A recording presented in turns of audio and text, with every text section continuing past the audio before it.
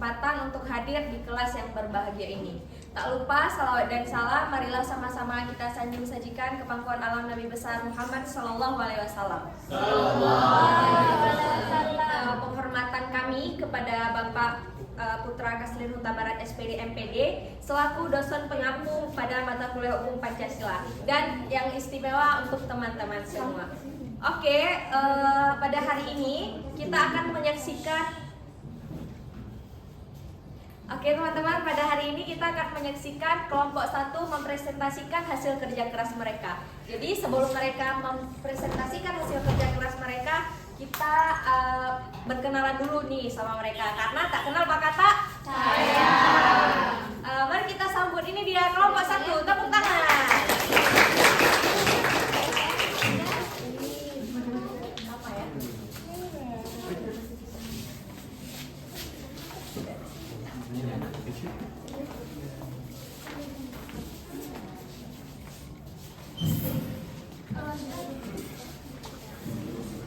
Baiklah teman-teman, sebelum kami memperkenalkan diri, di sini kami akan mempersembahkan yel-yel dari kami terlebih dahulu. 1, 2, 3. Selamat siang teman semua, mari bergembira bersama. Kelompok 1 seluruh anggota prestasinya luar biasa. Hari ini beraksi Pancasila mata kuliah umumnya. Kelompok 1 hari ini beraksi Pancasila mata kuliah umumnya. Perkenalkan, nama saya Muhammad Tajud Ibridi. Hai Tajud. Perkenalkan, nama saya Nuni Putriani. Hai Nani. Perkenalkan, nama saya Dara Rizkifana. Hai Dara. Perkenalkan, nama saya Gilor Ulfiza. Hai Dila. Perkenalkan, nama saya Lira Setia. Hai Dila. Perkenalkan, nama saya Nur Fatin Hasanah. Hai Fatin. Perkenalkan, nama saya Cud Anajwa. Hai Cud. Perkenalkan, nama saya Rafika Daraulia. Hai Rafika. Dan saya Muhammad Al-Zaidi. Baiklah teman-teman, di sini kami akan mempresentasikan hasil proyek citizen kami dengan materi hak asasi manusia.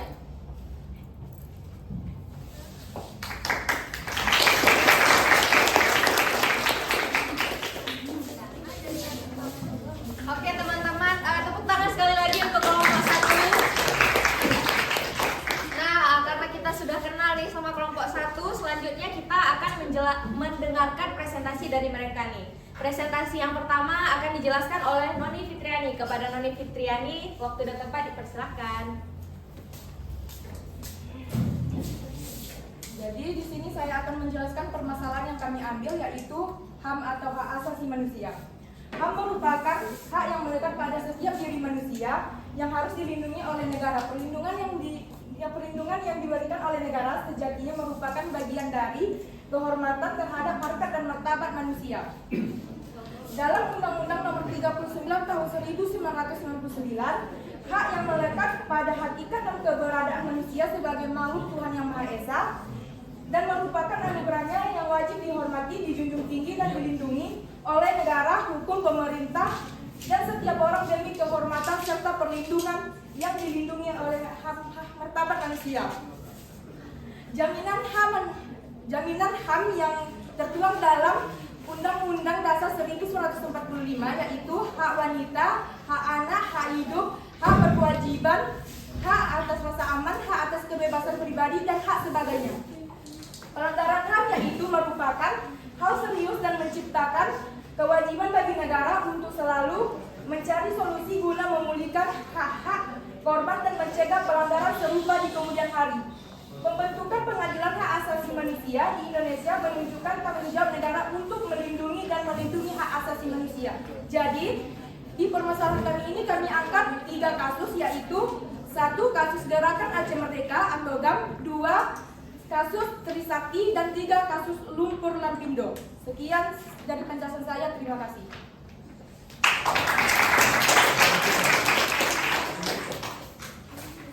Baik, terima kasih kepada Nani Fitriani yang telah menjelaskan tentang HAM. Teman-teman udah tahu kan apa kepanjangan HAM?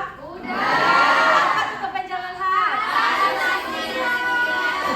Oke, karena teman-teman udah tahu nih apa kepanjangan HAM, selanjutnya mari kita dengar puisi yang akan dibacakan oleh Nur Fatin Hasanah. Kepada Nur Fatin Hasanah, waktu dan tempat dipersilakan.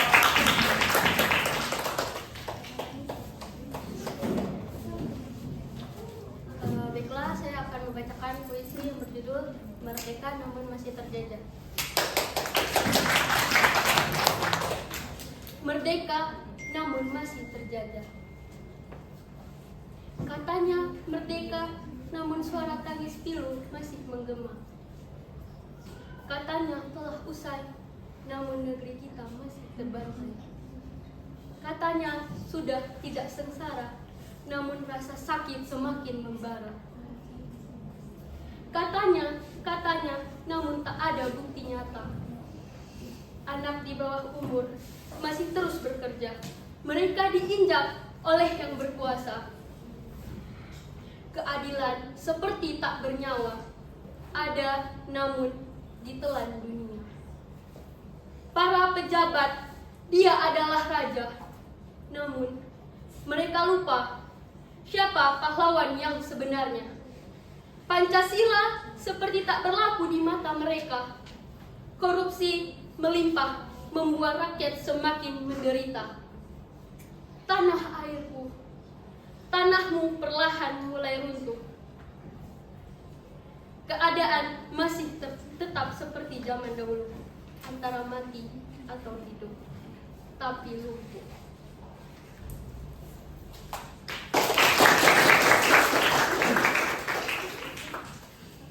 Baik, terima kasih kepada Nur Fatin Hasanah. Teman-teman bagus banget ya Nur Fatin Hasanah, baca puisinya sangat menyentuh hati dan kalbu ya. Tepuk tangan sekali lagi untuk Nur Fatin Hasanah.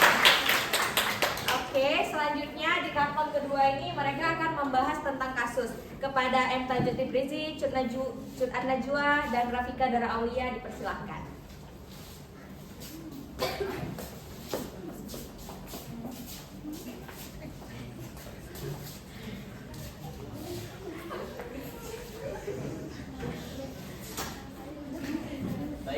Jadi di sini kami mengambil beberapa masalah hak asasi manusia. Yang pertama ada gerakan Aceh Merdeka. Gerakan Aceh Merdeka merupakan gerakan separatis dari rakyat Aceh yang didirikan pada tanggal 4 Desember 1976 oleh Hasan Dikiro. Gerakan ini bertujuan untuk memisahkan rakyat Aceh dari Indonesia. Konflik ini muncul karena kemarahan atas eksploitasi sumber daya, terutama minyak bumi dan gas alam. Hal ini menyebabkan Aceh memproklamasikan kemerdekaannya pada tanggal 4 Desember 1976. Konflik berkepanjangan ini berlangsung selama 3 dekade. Ya, saya serahkan kepada Cut An-Najwa.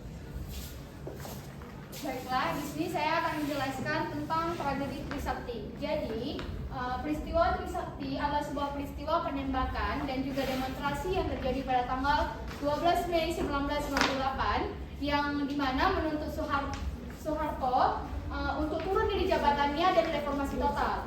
Jadi, kejadian ini dilatar belakangi oleh ekonomi Indonesia yang mulai lemah pada awal tahun 1998 dan terpengaruh oleh krisis finansial Asia dari 1997 sampai 1999, sehingga membuat mahasiswa melakukan aksi demo besar-besaran, termasuk mahasiswa dari Universitas Trisakti. Namun, demo ini mendapatkan halangan dari pihak aparat kepolisian dan militer, dan negosiasi pun sempat dilakukan. Dan tepat pada pukul 5 sore, para mahasiswa pun mundur, diikuti dengan majunya aparat kepolisian yang mulai menembakkan peluru ke arah mahasiswa, sehingga mahasiswa ini menjadi panik dan bercerai-berai, dan sebagiannya berlindung di Universitas Trisakti. Selain itu, pada malam hari, tepatnya pukul 8 malam, dikabarkan bahwa ada 4 mahasiswa Trisakti yang tewas, yaitu Elang Mulia Lesmana, Heri Hartanto, Hendriawansi, dan Hafian Hafidin Royan, dan satu orangnya mengalami krisis. Meskipun dari pihak keamanan membantah bahwa mereka telah menembakkan mahasiswa tersebut dengan peluru, tapi hasil otopsi membuktikan bahwa mereka dinyatakan tewas karena tertembak peluru.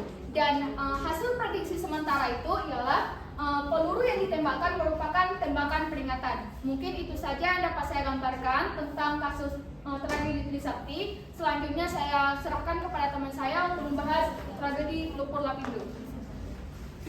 Baik, terima kasih. Di sini saya ingin melanjutkan penjabaran kasus pelanggaran hak asasi manusia yaitu tentang Lumpur Lapindo. Sebelumnya saya ingin menanyakan kepada teman-teman semua di sini ada yang mengetahui ataupun pernah mendengar semburan Lumpur Lapindo itu seperti apa? Ya, oke. Mari kita belajar sama-sama. Jadi lumpur lapindo di sini adalah semburan lumpur panas yang berasal dari dalam tanah akibat adanya retakan yang terjadi pada tanggal 29 Mei 2006 di Desa Renokenongo, Kota Sidoarjo, di sekitar lokasi pengeboran gas oleh PT Lapindo Berantas. PT Lapindo Berantas ini adalah sebuah grup yang masih erat kaitannya dengan Bakri Group. Ada yang tahu? Bakri Group itu adalah milik keluarganya besar Nia Ramadhani, artis Indonesia. Jadi kasus ini masih ada kaitannya dengan keluarganya suami Nia Ramadhani. Oke, jadi terjadinya semburan lumpur lapindo di sini disebabkan oleh dua faktor. Yang pertama ada faktor manusia dan faktor alam. Faktor manusia di sini artinya adalah kelalaian para pekerja akibat melakukan pengeboran gas karena tidak sesuai dengan prosedur sehingga memicu keretakan tanah dan mendorong lumpur panas untuk keluar dari dalam tanah. Selanjutnya yang kedua yaitu faktor alam. Lumpur lapindo ini terjadi pada tanggal 29 Mei 2006. Jadi dia 1 tahun sama kita dan ini sudah terjadi selama 18 tahun silam dan hingga kini kasus tersebut masih belum terselesaikan.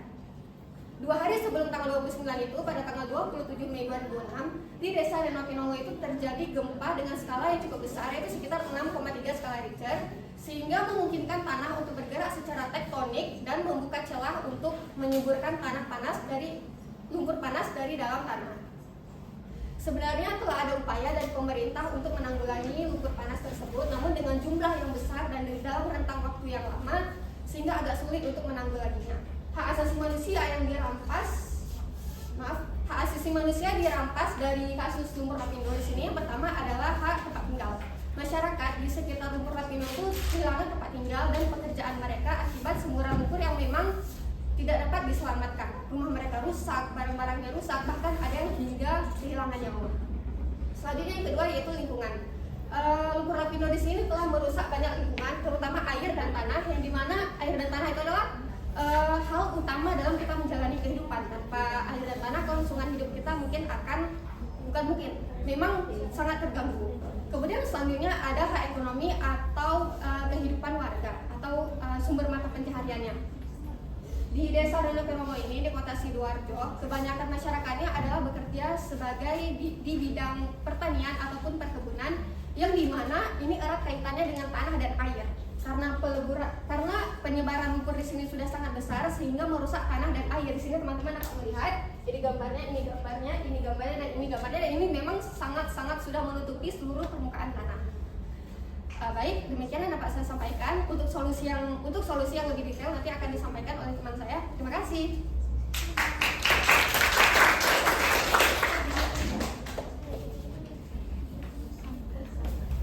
Oke, terima kasih kami ucapkan kepada Rafika, Tajud, dan Cun An-Najwa yang telah menjelaskan tentang kasus-kasus yang mereka angkat. Oke, selanjutnya ada spektakular performance dari Dila Ulfiza. Mana nih tepuk tangannya teman-teman? Mari kita sambut Dila Ulfiza.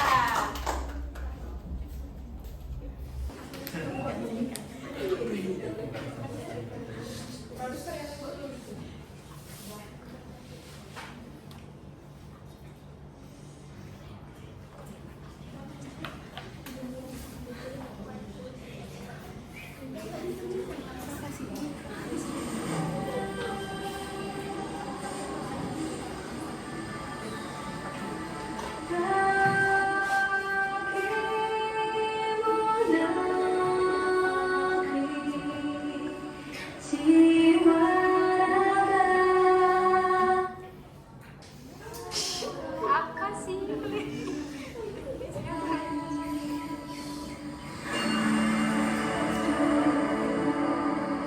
Indonesia is the most beautiful land in the universe. The land where we were born, the nation where we grew up.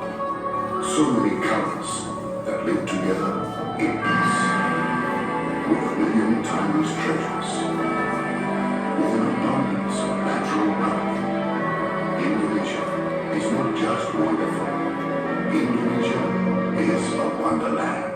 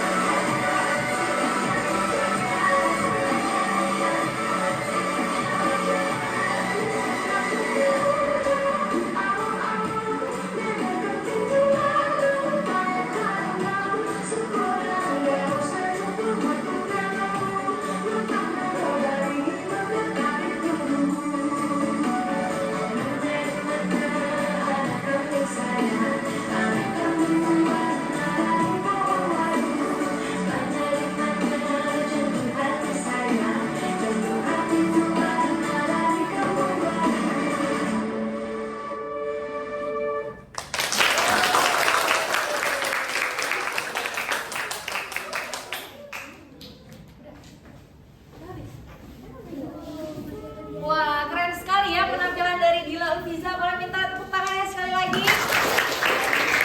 Oke, selanjutnya mari kita dengarkan lagi presentasi tentang solusi dari masalah HAM ini yang akan disampaikan oleh Lira Setia, Dara Rizky Furna, dan Nurfatin Hasanah. Dipersilahkan.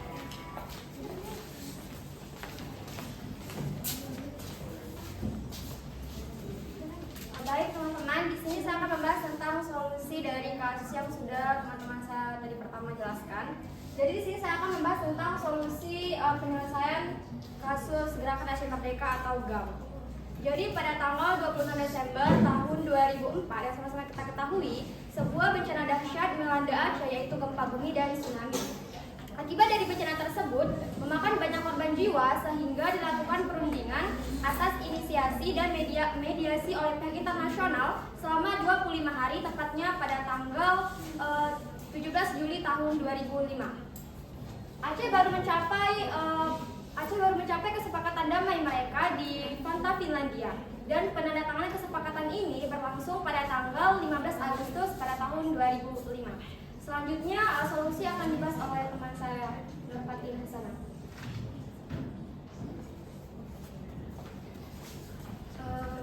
Baiklah, saya akan menjelaskan solusi dari lumpur lapindo. Sampai saat ini ganti rugi yang dijadikan oleh PT Lapindo masih belum maksimal. PT Lapindo menjanjikan ganti rugi dengan meminjam dana ke negara dan dihitung oleh pemerintah 2,2 triliun.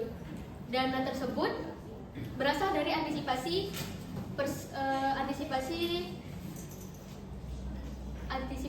kesiapsiagaan lumpur lapindo yang diajukan oleh PT Lapindo Brantas INC dan diajukan oleh PT Minara Lapindo Jaya. Bakri Maret 2007 tercatat dana yang terpinjam sebesar 781,68 miliar dan yang berhasil ditarik oleh pemerintah sebesar 773,38 miliar. Selanjutnya akan disampaikan oleh teman saya, Dara Rizky Pona. Baik, di sini saya akan menjelaskan solusi dari tragedi Trisakti. Upaya penyelesaian tragedi Trisakti yang terjadi pada 12 Mei tahun 1998 yang terjadi di Jakarta untuk menuntut adanya reformasi adalah dengan membuat Undang-Undang Hak Asasi Manusia Nomor 39 Tahun 1999 dan pengendalian militer. Telah ada upaya penyelesaian tragedi Trisakti ini dalam perspektif hukum dan HAM. Namun dalam penyelesaiannya itu belum menuntaskannya sampai sekarang ini. Termasuk ada Kementerian Koordinator Politik, Hukum Keagamaan, Kejaksaan Agung, Kepolisian Negara RI, TNI, BNI, dan Komnas HAM. Sekian dari saya. Saya kembalikan. Oke, terima kasih kepada teman-teman yang sudah memaparkan solusi dari masalah-masalah pelanggaran HAM tersebut. Nah, selanjutnya kita akan diajak bermain nih sama teman-teman dari kelompok 1. Ini dia ice breaking dari kelompok 1. Jadi teman-teman, selanjutnya kita akan main ice breaking ya. Saya mohon kepada teman-teman untuk mengikuti apa yang saya instruksikan. Jadi kalau saya bilang bumi, teman-teman mengikuti untuk menepuk paha sekali. Kalau saya bilang beri, teman-teman semua serentak menepuk tangan 1 kali. Dan kalau saya bilang biru, teman-teman semua menepuk tangan 2 kali. Oke, bisa kita mulai? Bisa.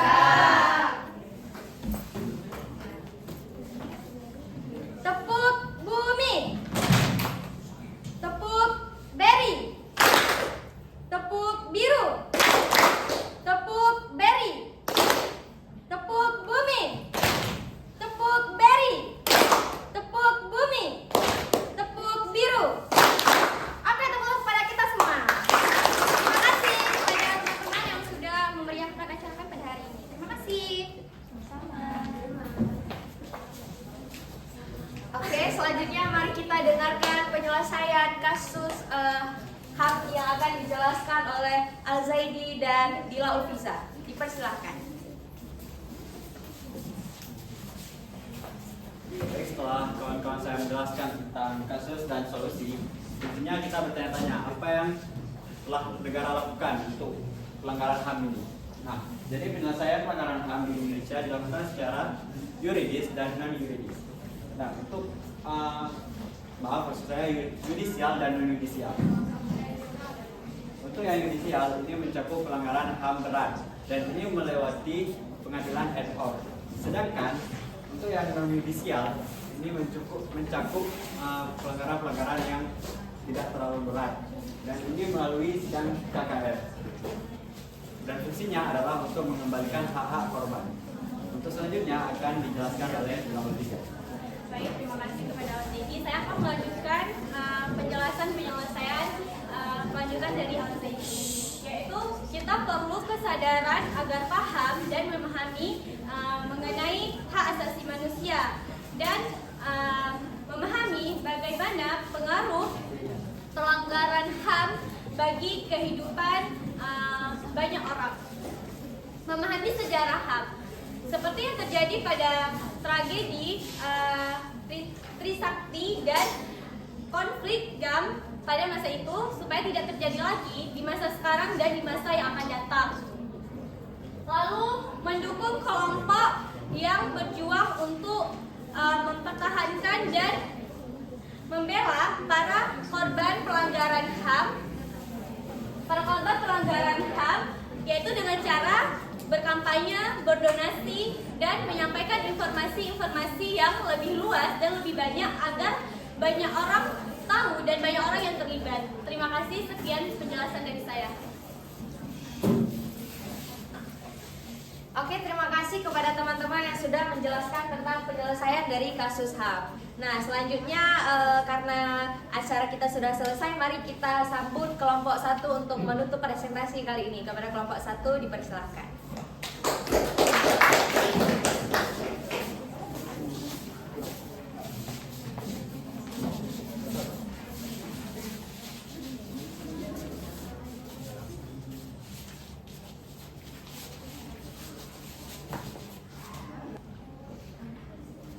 Baik, sebelum kami tutup presentasi kami pada hari ini, kami akan menyampaikan sebuah pantun. Mohon pada kawan-kawan untuk bilang cakep ya.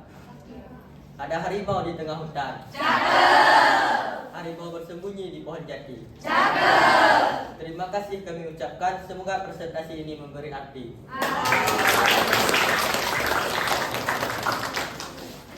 Baiklah teman-teman sekalian, kami dari kelompok 1 berterima kasih atas perhatian yang telah teman-teman beri kepada kami hari ini. Mungkin sekian dari presentasi kami dan bisa bermanfaat bagi kalian semua. Kami tutup. Wassalamualaikum warahmatullahi wabarakatuh. Waalaikumsalam.